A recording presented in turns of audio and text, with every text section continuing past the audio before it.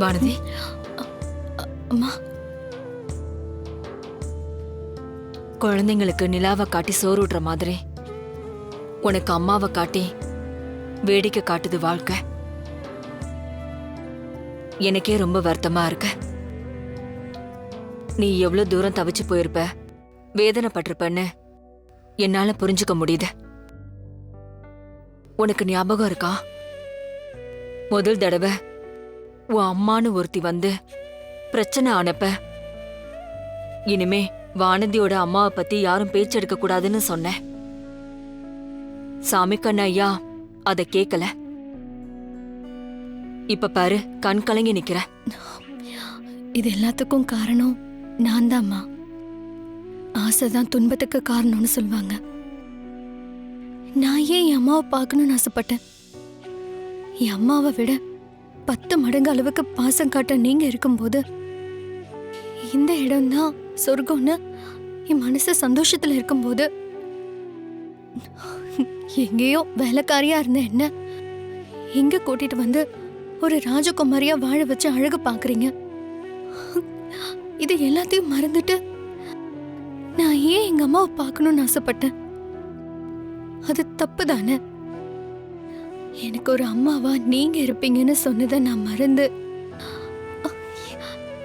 என் மனசையே என்ன பெத்தவங்கள பார்க்கணும்னு நினைச்சிச்சு. அதுக்கான தண்டனை தாம்மா இந்த வேதனை. வானதி, ஏன் இப்படி விரக்தியா பேசுற? 1000 பேர் இருந்தாலும் அம்மாவை போல வராதுன்னு சொல்லுவாங்க. அம்மாங்கிறது ஒரு உறவு மட்டும் இல்லம்மா, அது ஒரு உணர்வு. தவறுதலா அடிபட்டுட்டா கூட அம்மான்னு நம்ம ஏன் கத்துறோம்? அம்மான்ற வார்த்தையில தான் அவ்வளவு சந்தோஷமும் அரவணைப்பும் இருக்கு. நீ உன்னோட நிஜமான அம்மாவை பார்க்கும்போது உனக்கு அது புரியும். நம்பிக்கையோட இரு வானதி. நீ என்ன பொன் பொருளுக்கு ஆசைப்பட்டுட்ட விரக்தி ஆகுறதுக்கு? பெத்த அம்மாவை பார்க்க தானே ஆசைப்பட்ட. நம்பிக்கையா இரு.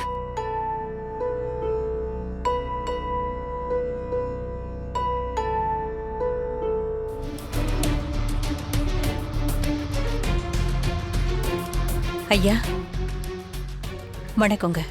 வணக்கம். எங்க வேணி இவ்வளவு தூரம்? உங்களை பார்க்க தாங்க வந்தேன். வானதியோட அம்மா யாருன்னு தெரிஞ்சிடுச்சுன்னு நீங்க தான் ஃபோன் பண்ணி சொன்னீங்க. வானதி சந்தோஷப்பட்டு எனக்கு ஃபோன் பண்ணி சொன்னா. அதை கேட்டு நானும் சந்தோஷப்பட்டேன்.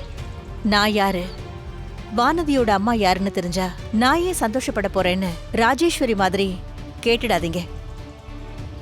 இல்லாதவங்களுக்கு தான் இல்லாமையோட வலியும் வேதனையும் புரியும். அவ அம்மா இல்லாத அனாதை. நான் புள்ளைய பறி கொடுத்த துர்பாகியசாலி. நாங்க தற்செயலா தான் சந்திச்சோம், பேசணும், ஒருத்தர் புரிஞ்சுக்கிட்டோம். அது தப்பாங்கய்யா? இல்லம்மா, அது தப்புன்னு நான் சொல்ல மாட்டேன். வானதி ஒரு அப்பாவி பொண்ணு.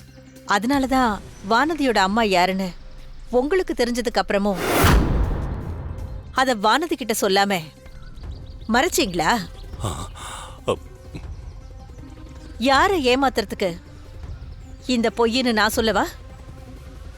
ராஜேஸ்வரிக்காகத்தானே? ராஜேஸ்வரி கிட்ட சொல்லிருப்பீங்க வானதியோட அம்மா யாருன்னு. வானதிக்கு இந்த விஷயம் தெரிஞ்சிடுச்சுன்னா அந்த அப்பாவி வானதி அம்மாதான் முக்கியம்னு தான் அம்மா கிட்ட போகணும்னு ஆசைப்படுவா. அது அந்த பெரிய மனுஷியால தாங்கிக்க முடியாது.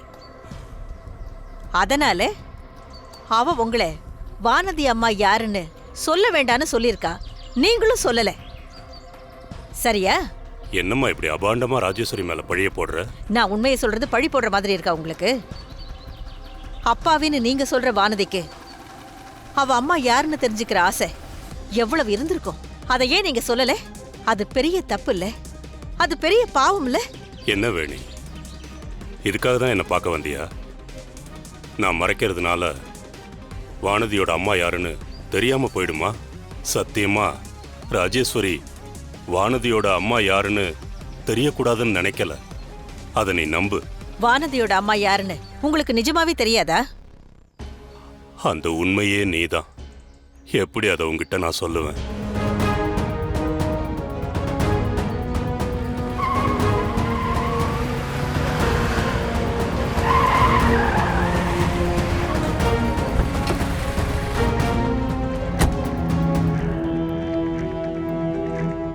வணக்கம்.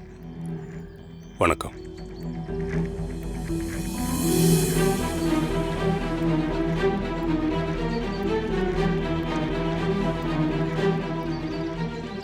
உங்க 2 பேருக்கும் என்ன பிரச்சனைன்னு எனக்கு தெரியாது.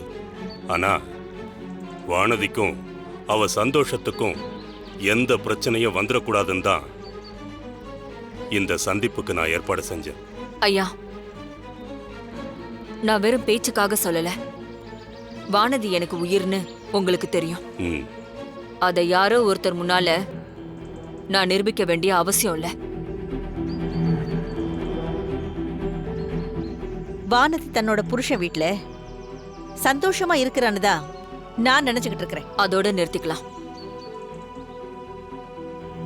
அதுக்கு மேல வானதி வாழ்க்கையில அவ சந்தோஷத்துல குறுக்க வர வேண்டாம். மீறி வந்தா நான் இங்க சண்டை போட வரல. நானும் எச்சரிச்சுட்டு போலான்னு தான் வந்தேன். மத்தவங்க என்ன எச்சரிக்கிற அளவுக்கு இந்த கிருஷ்ணவேணி வாழல. இந்த ராஜேஸ்வரிய ஒழிக்கணும்னு நினைக்கிறவங்க நல்லவங்கன்னு நான் நினைக்கல. இது பாருங்கம்மா, உங்க சொந்த பிரச்சனையை பத்தி நாம பேசிக்க வேண்டாம். ராஜேஸ்வரி, வானதியால கிருஷ்ணவேணிக்கு ஒரு விஷயம் நடக்க வேண்டியிருக்கு. அதுக்கு உன் சம்மதம் தேவை. வேணியோட குழந்தைய பத்தி சாமி வந்த வானதி சில விஷயங்களை சொல்லியிருக்கா. தான் குழந்தை உயிரோடு இருக்கிற சந்தோஷத்துல அதிகப்படியான விவரங்களை வேணி கேட்காம விட்டுட்டா. அதை அடுத்த பௌர்ணமி பூஜை அன்னைக்கு கேட்க ஆசைப்படுறா. அதுக்கு வானதி வரணும், சாமி ஆடணும். அதுக்கு நீ அனுமதிக்கணும்மா. அது முடியாதுன்னு நான் ஏற்கனவே சொல்லிட்டேனேயா. ஏன் மறுபடியும் அத கேக்குறீங்க? வானதியோட உடம்பு மனசு எதுவும் தாங்காது. அவ சந்தோஷமா வாழ வேண்டிய வயசு, சாமியாடியா வாழ வேண்டிய வயசு இல்ல.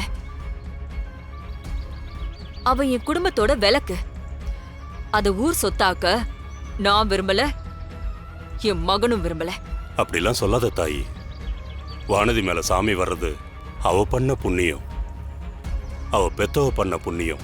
அந்த புண்ணியம் மட்டும் போதுங்க ஐயா. எனக்கு என் குழந்தை வேணும்.